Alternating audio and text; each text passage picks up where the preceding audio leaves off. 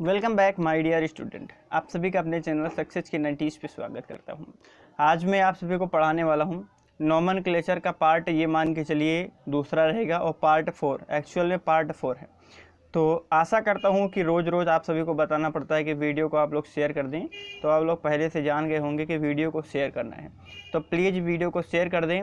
और ये हमारा पार्ट 4 है, ठीक है, ये हमारा चौथा पार्ट है और इसमें आज हम लोग पढ़ने वाले हैं बहुत ज़्यादा महत्वपूर्ण, यानी नोमेनक्लेचर का एक आता है नामकरण। ठीक है, हिंदी में अगर बात करें तो नामकरण होता है और नामकरण का दूसरा पार्ट है। अगर आपने इसका पहला पार्ट नहीं देखा है तो आप लोग नीचे डिस्क्रिप्शन बॉक्स में लिंक है, वहाँ से जाकर के इसके पहले वाला पार्ट देख सकते हैं। ठीक है, और वहाँ पर कई सारी चीज़ें आप सभी को बताया गया होगा। अगर आपको याद है तो मैं थोड़ी सी चाहे चीज़ों को रिपीट करा देता हूँ। मैंने आप सभी को पिछले वाले वीडियोस में पढ़ाया है कि खुली श्रृंखला वाले यानी अचक्रीय यौगिक किसे कहते हैं या फिर एलिफैटिक यौगिक किसे कहते हैं, ये पढ़ाया गया था आपको। और आगे पढ़ाया गया था बंद श्रृंखला यानी चक्रीय यौगिक, आपको बताया गया था चक्रीय यौगिक दो प्रकार से होते हैं। आप सभी को ये भी बताया जा चुका है, एक समचक्रीय होता है, एक विषम चक्रीय। अब समचक्रीय दो प्रकार का होता है, एक एरोमेटिक होता है, एक होता है एलिसाइक्लिक होता है। यानी दो प्रकार का आप सभी को बताया गया था समचक्रीय यौगिक के अंतर्गत, यदि आपने याद किया है तब। और एरोमेटिक यौगिक किसे कहते थे? एरोमा का मतलब होता था खुशबू, यानी ऐसे यौगिक, ऐसे कंपाउंड जो खुशबू देते हैं और जिसमें 6 कार्बन होते हैं और एक दूसरे से बंद श्रृंखला बनाते हैं। ठीक है, तो वह सभी किसके अंतर्गत आते हैं? एरोमेटिक यौगिक के अंतर्गत आते हैं। एलिसाइक्लिक में क्या बताया गया था आप सभी को कि 6 होना अनिवार्य नहीं है। अब 3 से ज़्यादा हो सकता है, 3 हो सकता है, 4 हो सकता है, 5 हो सकता है, 6 हो सकता है। ठीक है, इस तरीके से कंपाउंड अगर लगे हों, गोल गोल श्रृंखला में लगे हों, तो उसे हम कहते हैं, ठीक है, एलिसाइक्लिक कंपाउंड बोला जाता है। ठीक है, और इसके बाद वाला हमने आप सभी को बताया था विषम चक्रीय यौगिक में। ठीक है, विषम चक्रीय यौगिक में अभी यहाँ पर तो 6 कार्बन था, सभी 6 कार्बन था, लेकिन विषम चक्रीय में क्या होता है कि कहीं पर एक कार्बन ना हो, उसमें मतलब कार्बन की अलावा कोई और आ जाए। जैसे क्या बताया गया था आपको? पीरिडीन बताया गया था। ठीक है, पीरिडीन आप सभी को बताया गया था। पीरिडीन में क्या हो जाता है, 6 कार्बन की जगह पे 5 कार्बन होते हैं, एक जगह नाइट्रोजन आ जाता है।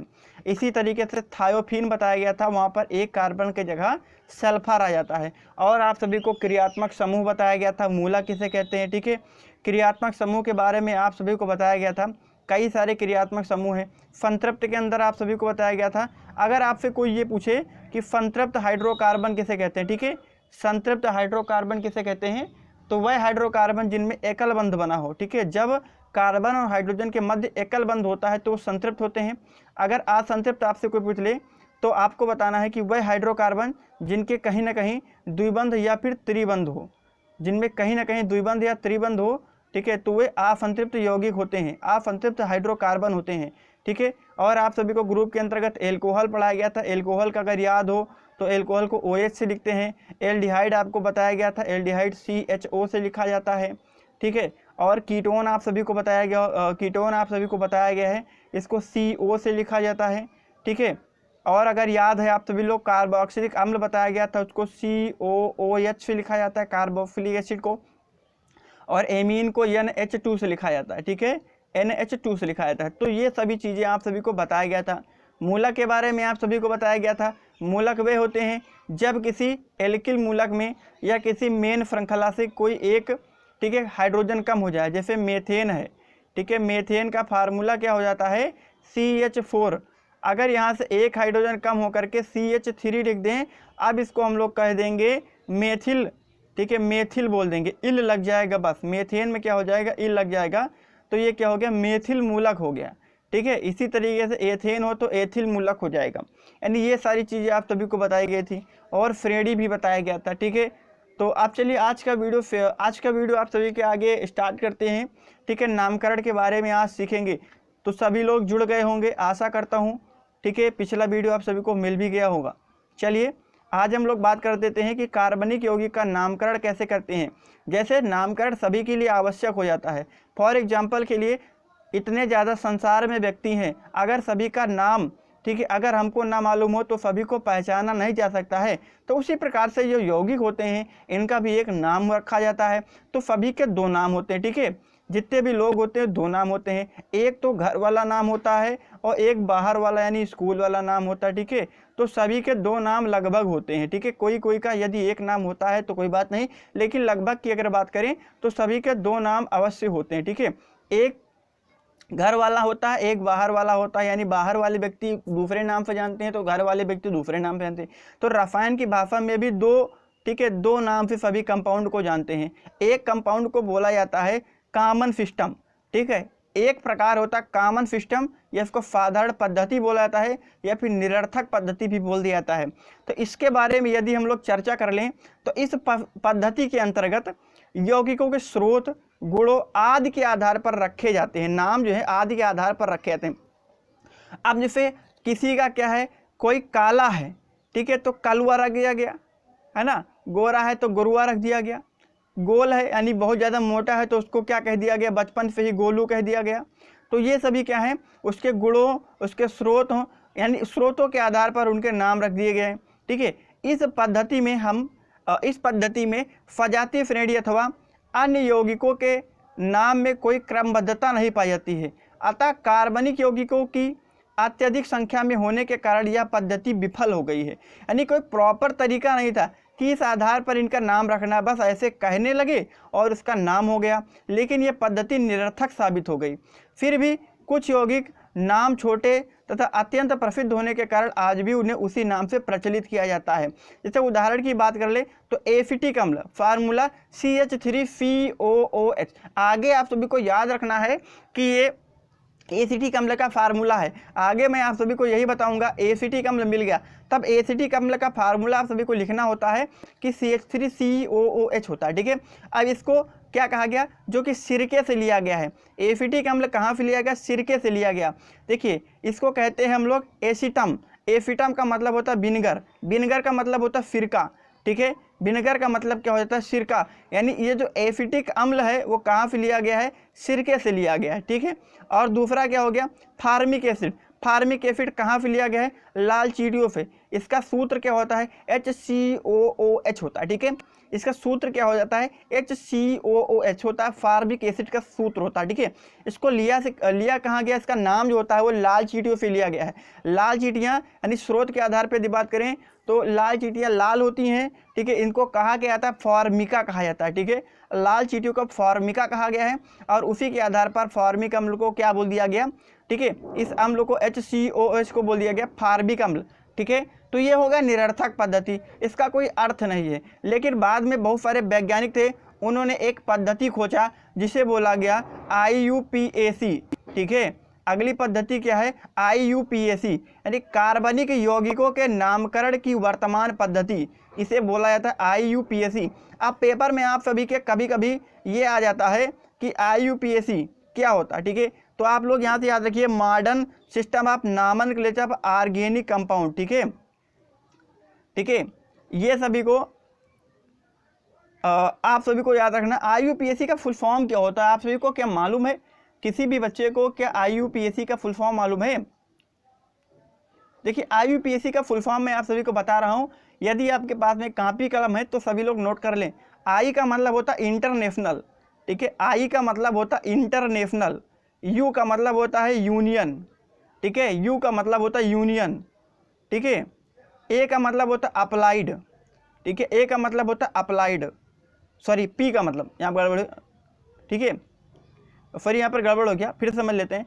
I का मतलब होता है इंटरनेशनल, U का मतलब होता है यूनियन, ठीक है। International union pure and A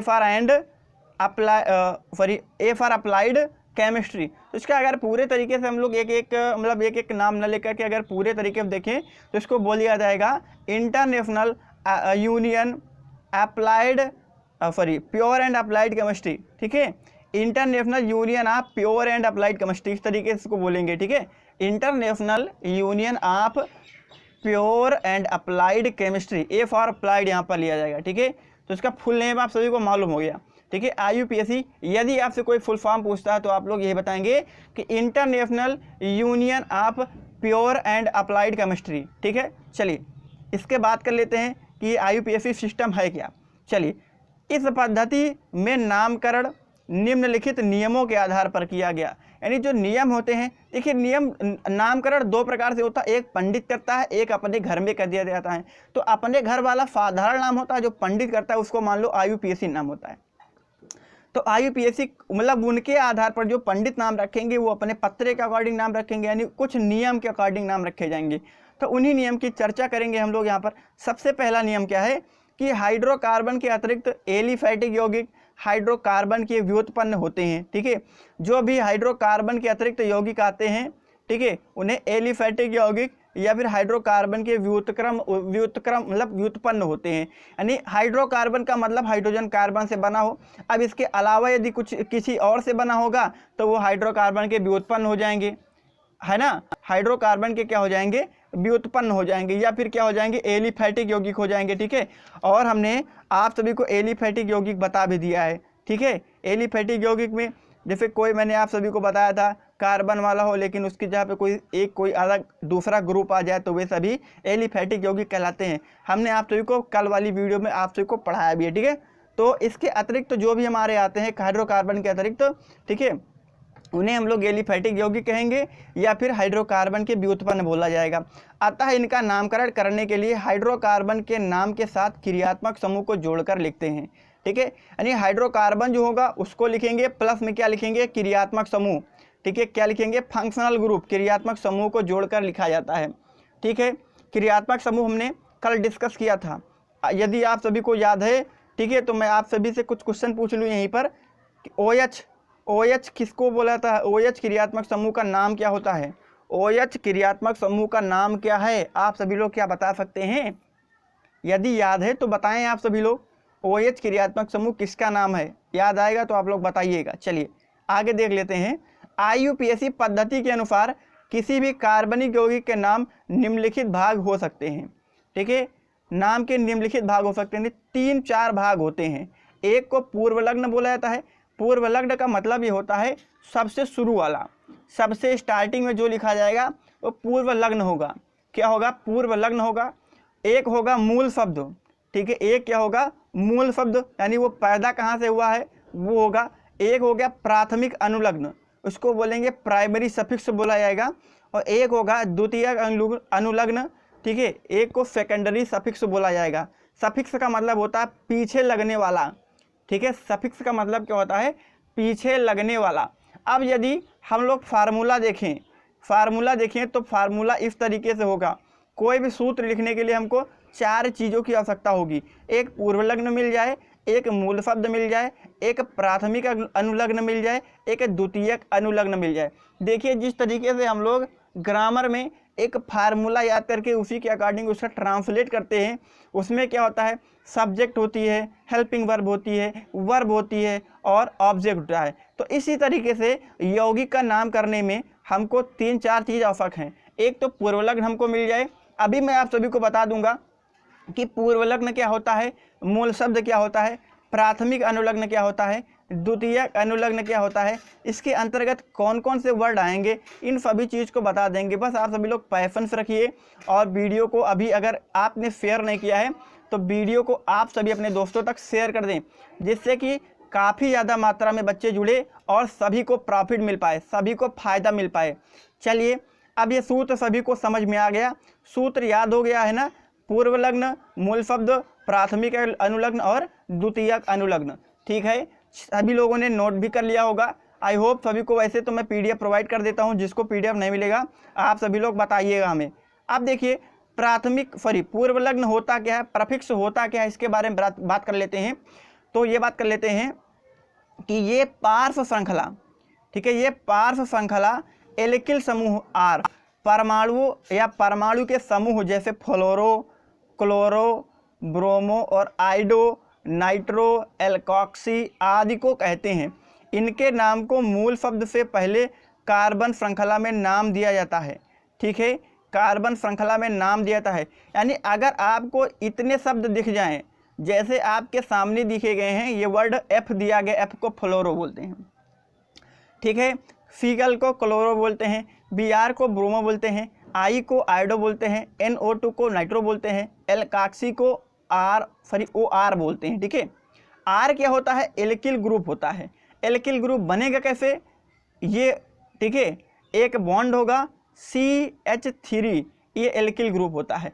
एक यहाँ पर बॉन्ड का मतलब क्या है कि ये कार्बन किसी न किसी अन्य फ्रीज से आकर के जुड़ा है, इसी को एल्किल ग्रुप बोलेंगे। यदि खोल के इसको बात करें तो एक कार्बन है, यहाँ से एक हाइड्रोजन लगा है, यहाँ से एक हाइड्रोजन लगा है, एक यहाँ से हाइड्रोजन लगा है, एक खाली जगह है, यहाँ पर कोई अन्य कार्बन लगेगा या फिर कोई ग्रुप आके लग जाएगा, ठीक है।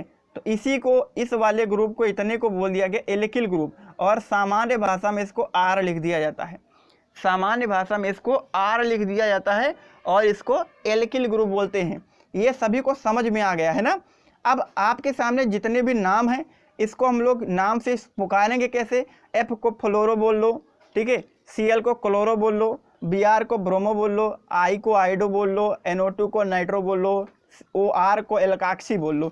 अब यहाँ पर ये सभी दिखें आप सभी को, तो नाम लिखने से पहले इन्हीं को लिखेंगे, इन्हीं का नाम लिखते हैं, ठीक है, इन्हीं का नाम लिखते हैं। अभी आगे उदाहरण में आप सभी को समझा दूंगा मैं।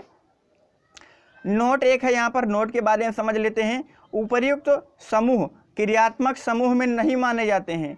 जो ऊपर हमने आप सभी को बताया, नाइट्रो, फ्लोरो, क्लोरो, ब्रोमो, आइडो, एल्काक्सी, ये सभी क्रियात्मक समूह नहीं माने जाते हैं।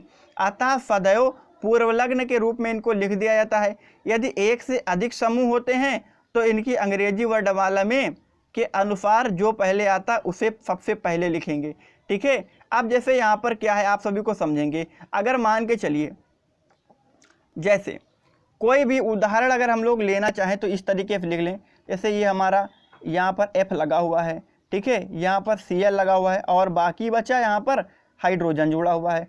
तो ये कार्बन ने 4 संयोजकता पूरी कर ली, 1 2 3 4, 4 संयोजकता पूरी कर ली। अब देखिए यहाँ पर F है और Cl है, ठीक है, F और Cl है, पहले वाले कार्बन पर लगा है तो इसका नाम क्या हो जाएगा 1,1, क्योंकि एक ही कार्बन पर दोनों चीज़ लगी हुई हैं, क्लोरो और फ्लोरो, सॉरी, ठीक है।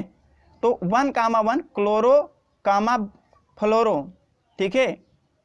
और ये क्या है हमारा, एक कार्बन को बोलते हैं मेथ, ठीक है, एक कार्बन को मेथ, और सभी के मध्य में सिंगल बॉन्ड है तो एन हो जाएगा, ठीक है। तो क्या हो जाएगा, मेथेन हो जाएगा, क्या हो जाएगा, मेथेन। तो 1,1 फ्लोरो क्लोरो मेथेन हो जाएगा, ठीक है, क्लोरो फ्लोरो या फ्लोरो क्लोरो मेथेन हो जाएगा। इसी तरीके से करेंगे। अभी किसी के मन में कुछ क्वेश्चन उठ रहे हैं, जानते हो किस तरीके से, कि ये मेथ और एन कहाँ से हो गया, मेथ क्या है, एन क्या है, ये चीज़ तो हमको समझ में ही नहीं आई। क्लोरो फ्लोरो तो भाई समझ में आ गया, जहाँ पर आएंगे तो ये लिख देंगे। वही चीज़ अब आगे डिस्कस करेंगे। मूल शब्द की बात कर लेते हैं।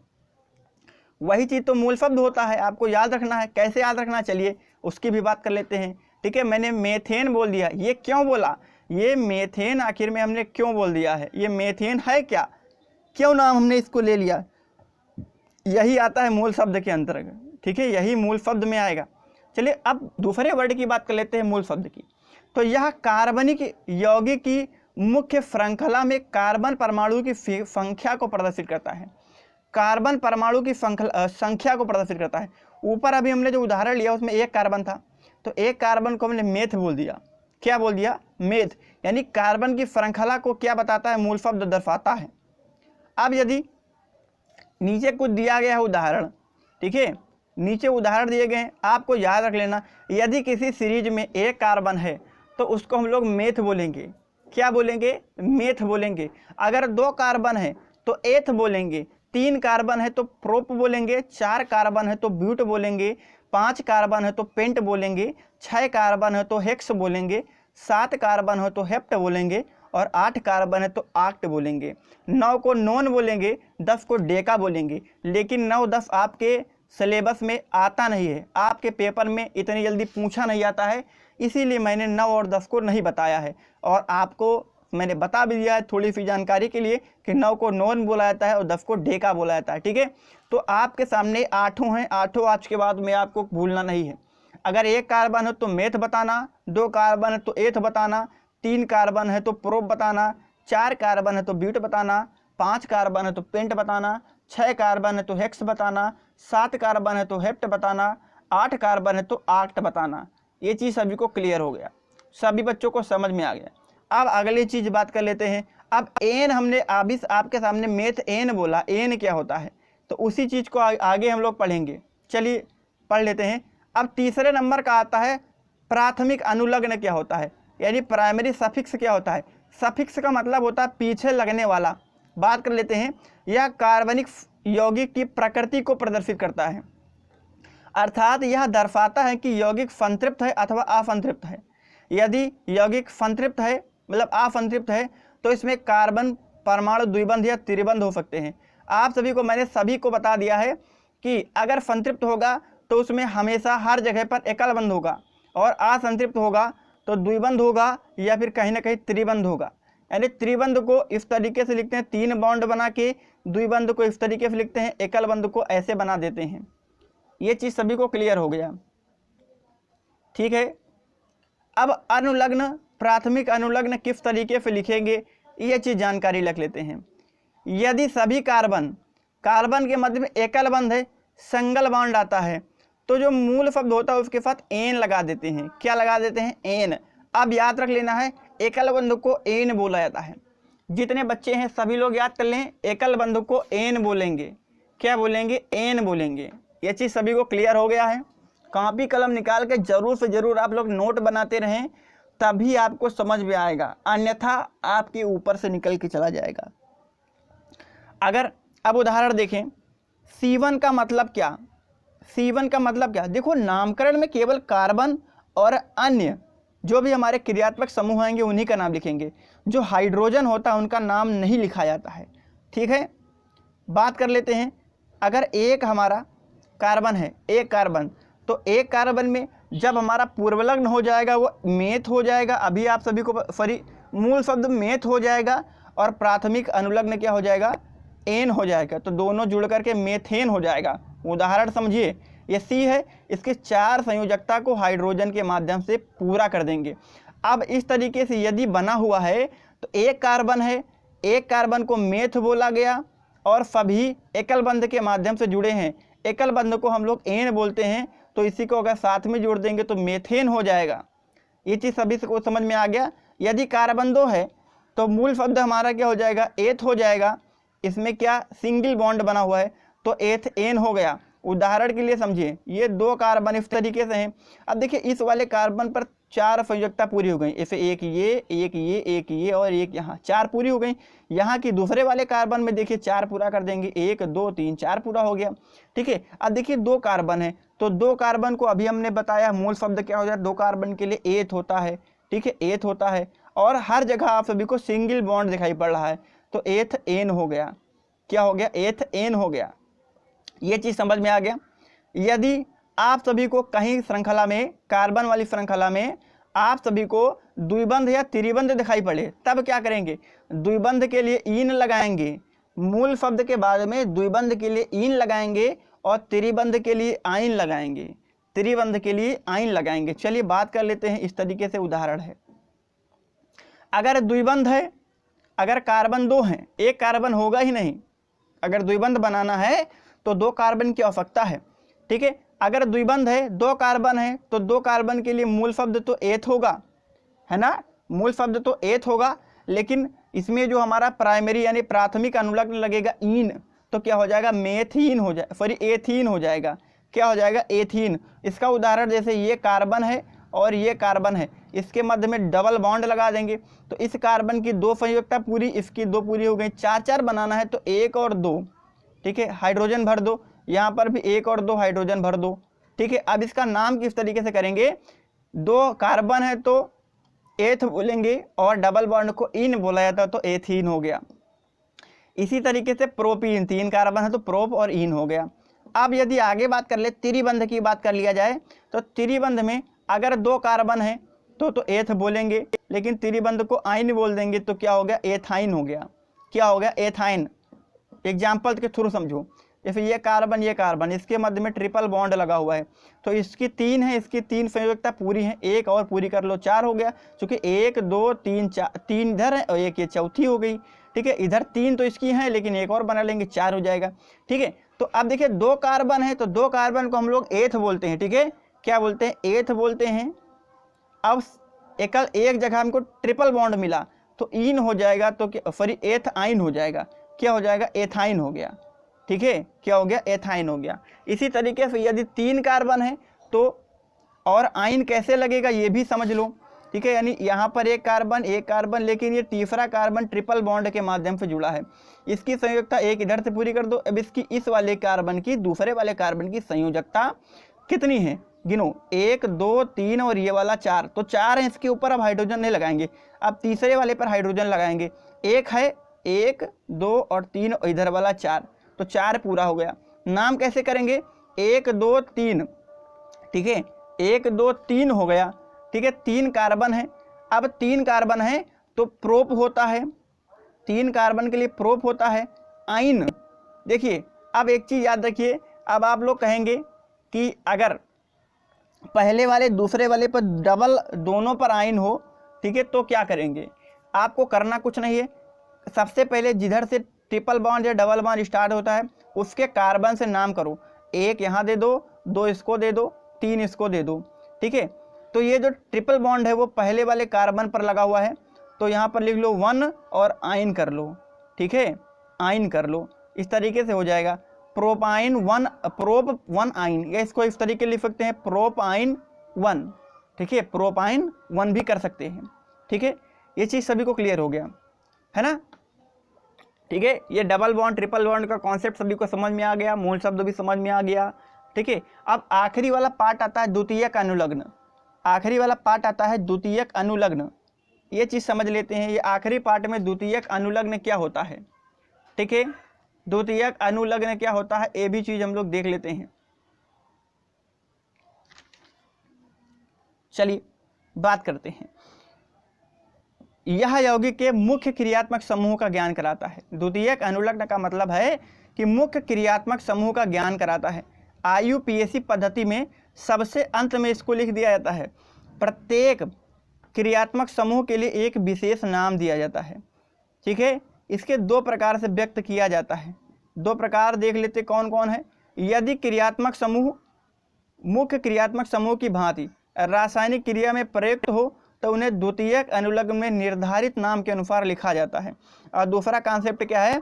यदि किसी कार्बनिक यौगिक में एक से अधिक क्रियात्मक समूह उपस्थित हों तो उनमें से केवल एक ही क्रियात्मक समूह मुख्य क्रियात्मक समूह में होता है, केवल उसे द्वितीयक अनुलग्न की भांति लिखा जाता है।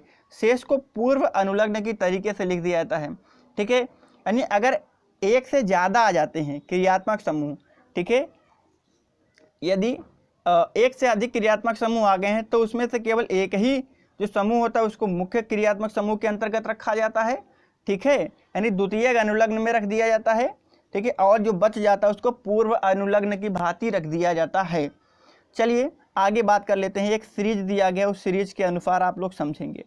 कार्बोक्सिलिक एसिड को अगर हम लोग पूर्वलग्न में डालेंगे तो कार्बोक्सी लिखेंगे। पूर्वलग्न यानी शुरू में लिखेंगे तो कार्बोक्सी लिखेंगे। अगर अनुलग्न में लिखेंगे यानी पीछे लिखेंगे तो ओइक लगा देंगे। ठीक है, क्या लगा देंगे? ओइक लगा देंगे।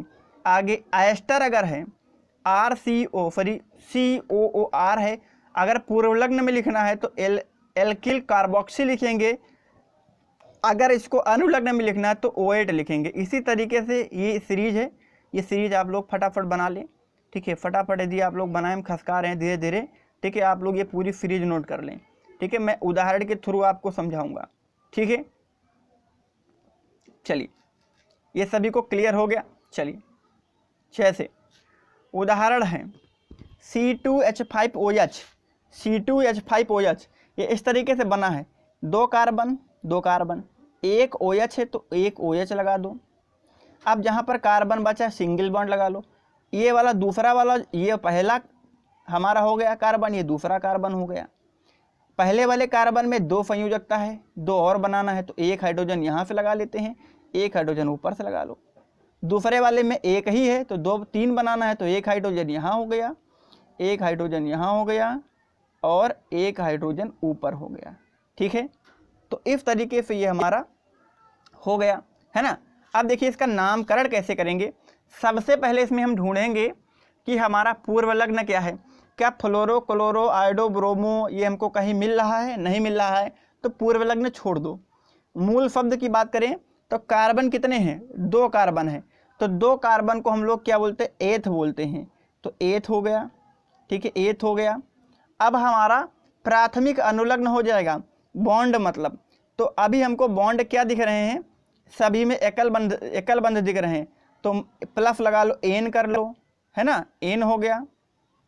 अब प्लस हमको क्या लिखना है, द्वितीयक अनुलग्न लिखना है। द्वितीयक अनुलग्न में समूह आते हैं क्रियात्मक समूह, OH हमारा क्रियात्मक समूह है। OH को हम लोग क्या लिखते हैं, अगर आप लोग ऊपर फ्रीज समझ पाए हैं तो एल्कोहल होता है, ठीक है। एल्कोहल में पूर्वलग्न में अनुलग्न में क्या लिखते हैं, आल लिखते हैं, ठीक है, तो आल हो जाएगा। अगर सबको जोड़ दो तो एथेनॉल हो गया, एथेन, ठीक है, एथ एन को एथेन और प्लस ऑल जोड़ दो तो एथेनॉल हो गया, जैसा कि नाम में लिखा है। ऐसे CHO को अल कर दिया, ठीक है, ऊपर अभी उदाहरण में आप सभी को समझाया गया है, CHO को अल कर दिया गया। अब जो भी चीज़ें आप सभी के रह जाएंगी, ये मान के चलिए हम उदाहरण भी कई सारे आप सभी को करवाएंगे, बहुत ज़्यादा हमारे पास उदाहरण हैं, हम सभी उदाहरण को आप करा देंगे और पेपर में 2 से 3 नंबर जो आते हैं आपके, ये कंफर्म हो जाएंगे। ये मान के चलिए आपका कोई नंबर काट ही नहीं सकता है, ठीक है, आपका कोई नंबर ही नहीं काट सकता है। आगे कुछ सीरीज है, आप लोग चाहें तो ये सीरीज को नाम आपको बना सकते हैं, ठीक है। तो मैं आप सभी को सीरीज दिखा रहा हूँ, ठीक है, आप लोग फटाफट इसको रोक के वीडियो को बनाते हुए चले जाएं, ठीक है। हम अपनी फ्रीज जो है, ठीक है, इसको ऊपर नीचे फरका रहे हैं, आप लोग लिखते हुए चले जाएं। अभी एग्जाम्पल के थ्रू मैं आप सभी को समझाऊंगा, ठीक है। तो चलिए फटाफट आपको जहां पर भी रोकना होगा इसको रोक लीजिएगा, वहां पर रोक करके आप लोग ये पूरी सीरीज बना लें। और मैं इस सीरीज को आप सभी को जब उदाहरण करवाऊँगा वहीं समझाऊँगा, बिना उदाहरण के कोई चीज़ संभव नहीं, ठीक है। ये चीज़ सभी को क्लियर हो गया होगा। चलिए, अब जैसे कोई भी जटिल कार्बनिक यौगिक है, अभी तो सरल कार्बनिक यौगिक था, अब यदि जटिल कार्बनिक यौगिक कोई भी आ जाता है तो उसका नामकरण कैसे करेंगे भाई। अभी तो सरल नामकरण तो हमने बहुत आसानी से कर लिया, फटाफट कर लिया, लेकिन अगर जटिल कार्बनिक यौगिक कोई आ गया तब उसका नामकरण कैसे करेंगे। तो कार्बन की लंबी श्रृंखला का सबसे पहले चयन करना है। अगर हमको कहीं ना कहीं शाखित श्रृंखला मिल जाए, ऐसे जैसे ये श्रृंखला कैसे, एक पेड़ गया इस तरीके से, अब शाखा इसी तरीके से निकलेगी, अगल बगल से शाखा निकलेगी।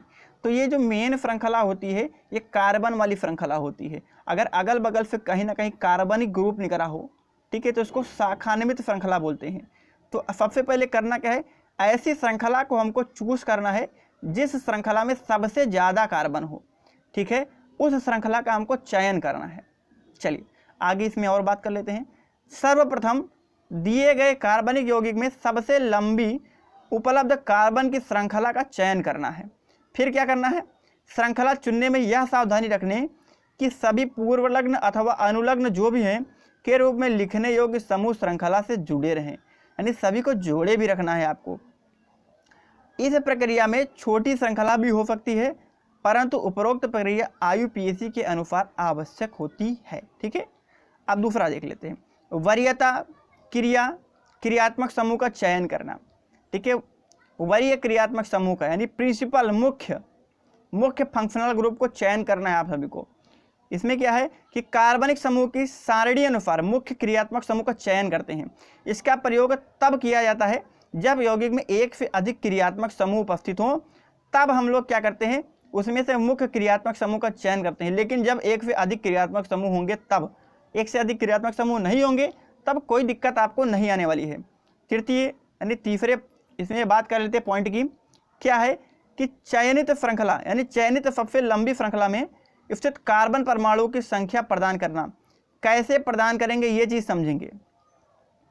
यदि कार्बनिक, ठीक है, यदि कार्बनिक यौगिक में क्रियात्मक समूह को वरीयता सूची के अनुसार सबसे मुख्य क्रियात्मक समूह के कार्बन अथवा मुख्य क्रियात्मक समूह में कार्बन परमाणु न होने पर उसके निकटतम कार्बन को न्यूनतम अंक देते हैं। यानी कोई भी क्रियात्मक समूह है वो किस कार्बन से जुड़ा है उसको सबसे पहला नंबर 1 देंगे, ठीक है। तत्पश्चात क्रमानुसार अन्य कार्बन परमाणु का नामकरण करेंगी। आगे बात कर लेते हैं, अभी उदाहरण के थ्रू आप सभी को समझा दूंगा, डोंट वरी, टेंशन कोई नहीं लेगा। अगला है कि यदि कार्बनिक यौगिक में कोई क्रियात्मक समूह नहीं है तो प्रतिस्थापन समूह से निकटतम कार्बन को न्यूनतम संख्या प्रदान करेंगे, यानी कि बॉन्ड के अकॉर्डिंग ट्रिपल बॉन्ड जहाँ पर लगा है उसको सबसे पहले वरीयता देंगे या फिर द्वितीय बंधु को सबसे पहले वरीयता दे देंगे। आगे क्या है, आगे बात कर लीजिए कि यदि किसी कार्बन श्रृंखला में दो समान मूलक समान दूरी पर स्थित हैं तब अधिक विस्थापन वाले सिरे का चुनाव करेंगे। अगर समान मूलक हैं और समान दूरी पर स्थित हैं तब अधिक विस्थापन वाले सिरे का चुनाव करेंगे, यानी ऐसा समूह जो सबसे पहले विस्थापित हो जाए उसका चुनाव कर लेंगे। चौथी बात की बात कर लेते हैं, द्विबंध एवं त्रिबंध दोनों में स्थित होने पर अंकन उस सिरे से करते हैं जिनमें कोई बंध अधिक निकट हो। ठीक है, जिसमें द्विबंध या त्रिबंध अगर दोनों हैं तो उसका चयन करेंगे जो सबसे अधिक निकट आ जाता है, उसी का चयन सबसे पहले कर लेंगे। तो ये 4 बातें हो गई। 5वीं बात देख लेते हैं क्या है कि द्वि या त्रिबंध दोनों सिरे से समान दूरी पर यदि स्थित हो तो द्विबंध को वरीयता दी जाती है, त्रिबंध को वरीयता नहीं दिया जाता है। क्यों? क्योंकि द्विबंध त्रिबंध से अधिक मजबूत होता है। ठीक है, त्रिबंध से अधिक मजबूत द्विबंध होता है, इसलिए द्विबंध को वरीयता देंगे। अंत में ठीक है पूर्वलग्न लिखेंगे, फिर मूल शब्द लिखेंगे, फिर प्राथमिक अनुलग्न लिखेंगे, फिर द्वितीयक अनुलग्न लिखेंगे, फिर नाम अपना ज्ञात कर लेंगे। चलिए बात कर लेते हैं कैसे कैसे ज्ञात करना। एक श्रृंखला आपके सामने दिया गया है, देखिए ये श्रृंखला में एक तो ये श्रृंखला कार्बन की बन गई और एक श्रृंखला ये वाली कार्बन की बन गई। अब दोनों श्रृंखला में एक और बन गई, ये वाली श्रृंखला बन गई। अब अगर कार्बन की श्रृंखला में कार्बन को गिनेंगे, सबसे पहले ये श्रृंखला में गिनेंगे 1 2 3 4, इस श्रृंखला में 4 कार्बन, इस वाली श्रृंखला में गिनो 1 2 3 4, 4 इसमें भी हैं, इस वाली श्रृंखला में गिनो 1 2 3 4, यानी कि 2 श्रृंखला ऐसी है जिसमें कार्बन की संख्या समान आ रही है, कार्बन की संख्या समान आ रही है। तो अब देखिए अगर कार्बन की संख्या इसमें भी समान है इसमें भी समान है तब कोई डर नहीं है, तो चाहे ये चूज करो चाहे ये चूज करो, कोई दिक्कत नहीं। तो हम चलिए ये वाले ले लेते हैं, ये वाली लंबी लंबी ये ले लेते हैं, आराम रहेगा। अब ये क्या हो गई, ये तो मेन श्रृंखला हो गई, अब ये शाखित श्रृंखला हो गई, ये फंक्शनल ग्रुप हो गया। ठीक है, तो नामकरण कर लेंगे, 1 कर दिया, 2 कर दिया, 3 कर दिया और यहाँ पर 4 लिख लिया सभी कार्बन को। अब इसमें इसका नाम नहीं लिखेंगे, जो शाखा में रहता है उसका नाम हम लोग नहीं लिखते हैं। ठीक है, शाखा में रहेगा उसका नाम हम लोग नहीं लिखेंगे। अब चलिए हम लोग बात कर लेते हैं। सबसे पहले नामकरण में हमको क्या लिखना पड़ता है, मूल शब्द। ठीक है, सबसे पहले यदि बात कर लेंगे तो इस सबसे पहले होता क्या है, ठीक है, तो पूर्व लग्न सबसे पहले होता है, तो पूर्व लग्न हमको यहाँ पर दिख नहीं रहा, तो मूल शब्द बात लेंगे। ठीक है, मूल शब्द में कार्बन की संख्या होती है, तो कार्बन कितने हैं 4, 4 को ब्यूट बोल दिया गया। पूर्व लग्न क्या है, सब में एकल बंध है तो एन बोल दिया गया। और द्वितीयक अनुलग्न क्या है, क्रियात्मक समूह। यह क्रियात्मक समूह किस कार्बन पर लगा है, पहले कार्बन पर, तो 1 अल हो गया। इसको OH को अल बोला जाता है तो 1 ऑल हो गया। अल और आल में सॉरी अल आल में अंतर होता है। अल CHO को बोला जाता है, आल OH को बोला जाता है। ठीक है, तो ऑल OH यानी एक पर ऑल लगा हुआ है। अब प्रतिष्ठात्मक ग्रुप कहाँ पर लगा हुआ है, इसको मेथिल ग्रुप बोलेंगे, है तो मेथेन। अगर CH4 लिखो तो मेथेन हो जाएगा, एक हाइड्रोजन कम है तो इल हो गया ना, तो मेथिल हो गया। तो इस आधार पर हमने आप सभी को बताया था इसको मेथिल ग्रुप बोल देंगे। ठीक है, तो मेथिल ग्रुप कहाँ लगा हुआ है, दूसरे कार्बन पर लगा हुआ है, तो 2 मेथिल हो गया। सभी को एक साथ में कर दो, सभी को एक साथ में कर लो, तो प्रतिष्ठात्मक ग्रुप का नाम सबसे पहले लिखेंगे। ठीक है, यानी मेथिल ग्रुप को सबसे पहले, तो 2 मेथिल सबसे पहले लिख दिया। ठीक है, अब क्या हो गया, एक कार्बन पर ब्यूटेनॉल हो गया, इस सभी को जोड़ दो तो ब्यूटेनॉल, दोनों को जोड़ देंगे तो ब्यूटेनॉल। अब ये एक आपको यहाँ लिखना है, चाहे आगे लिख लो चाहे आप यहाँ पर लिख लो, कोई दिक्कत नहीं। ब्यूटेनॉल 1 भी कर दोगे तो भी कोई दिक्कत नहीं होगा और 2 भी कर दोगे तो भी कोई दिक्कत आपको नहीं आएगा। ये चीज़ सभी को क्लियर हो गया, ऊपर वाला एग्जाम्पल। चलिए दूसरा एग्जाम्पल ले लेते हैं। इस तरीके से कोई सीरीज बनी हुई है, तो सबसे लंबी सीरीज हमको ये वाली दिख रही है, सबसे ज़्यादा कार्बन है। अब सबसे ज़्यादा कार्बन है, अरे यार सबसे ज़्यादा कार्बन है तो इसका चयन सबसे पहले कर लेंगे हम लोग। चलिए इसमें कार्बन गिनेंगे, 1 कार्बन, 2 कार्बन, 3 कार्बन, 4 कार्बन और 5 कार्बन। 5 कार्बन आप सभी को प्राप्त हो गए। सबसे पहले मूल शब्द ढूंढो। इसमें मूल शब्द पेंट, 5 कार्बन है तो पेंट बोल दिया गया। प्राइमरी अनुलग्न ने प्राथमिक अनुलग्न किया है एन, सब में सिंगल बॉन्ड है तो एन हो गया। द्वितीयक अनुलग्न क्या है अल। अब फंक्शनल ग्रुप ढूंढो, फंक्शनल ग्रुप हमारा क्या लगा हुआ, CHO लगा हुआ है। CHO नहीं एल्डिहाइड ग्रुप का होता है, इसका नाम क्या हो जाता है अनुलग्न में, अल हो जाता है। प्रतिष्ठात्मक ग्रुप 2 लगे हुए हैं, एक तो ये ब्रोमो लगा हुआ है, एक तो ये हमारा मेथिल ग्रुप लगा हुआ है। तो ब्रोमो 4 नंबर पे तो 4 ब्रोमो हो गया, मेथिल 2 नंबर पे लगा हो तो 2 मेथिल हो गया। अब इन दोनों को सबसे पहले नाम लिखेंगे, ठीक है। ये प्रतिष्ठात्मक जो भी ग्रुप होते हैं इन सभी का नाम सबसे पहले लिखते हैं, ठीक है। तो देखिए इनका नाम सबसे आगे लिख लिया, 4 ब्रोमो 2 मेथिल, ठीक है। और पेंट एन अल, तो इसको जोड़ दो तो पेंटेनल हो जाएगा, ठीक है। पेंट एन अल अगर जोड़ दिया गया तो पेंटेनल हो गया। ये चीज़ सभी बच्चों को समझ में आ गया है। यदि आप सभी को नहीं समझ में आएगा तो मैं अगले दिन कल मैं जो है कल मैं आप सभी को क्या करा दूंगा, उदाहरण करवा दूंगा। कई सारे नामकरण के उदाहरण, बहुत सारे उदाहरण मेरे पास 25 30 हैं, 40 50 एग्जाम्पल हैं हमारे पास में। मैं उन सभी को एग्जाम्पल करा दूंगा और 100% श्योर है आपके पेपर में वही आएगा और आपको वही चीज़ देखने को मिलेगा जो चीज़ आपको पढ़ा दूंगा। आज के कुछ प्रश्न हैं, आप सभी लोग फटाफट इसको लिख लीजिए और इन प्रश्नों को आंसर आप लोग हमारे व्हाट्सएप ग्रुप के माध्यम से करिएगा, ठीक है। यदि आप कोई भी दिक्कत आती है तब हमारे व्हाट्सएप ग्रुप से कांटेक्ट करिए, हमारे नंबर से कांटेक्ट करिए, ठीक है। और व्हाट्सएप ग्रुप पे मैं अभी पीडीएफ, ठीक है, पीडीएफ सेंड कर दूंगा। यदि आपको कोई दिक्कत आएगी तो आप लोग अपने सवाल जवाब कर सकते हैं, ठीक है। तो चलिए अब हम आपसे कल मिलेंगे, तब तक के लिए गुड बाय, गुड नाइट। अच्छे से पढ़िए, मस्त रहिए, ठीक है। और अपने जीवन को अच्छे से उज्ज्वलमय बनाएं, ठीक है। और वीडियो को ज़्यादा से ज़्यादा शेयर करें। चैनल को सब्सक्राइब नहीं किया है तो चैनल को सब्सक्राइब करके बेल आइकन को जरूर प्रेस कर दें। चलिए मिलेंगे अगले दिन, तब तक के लिए गुड बाय, गुड नाइट।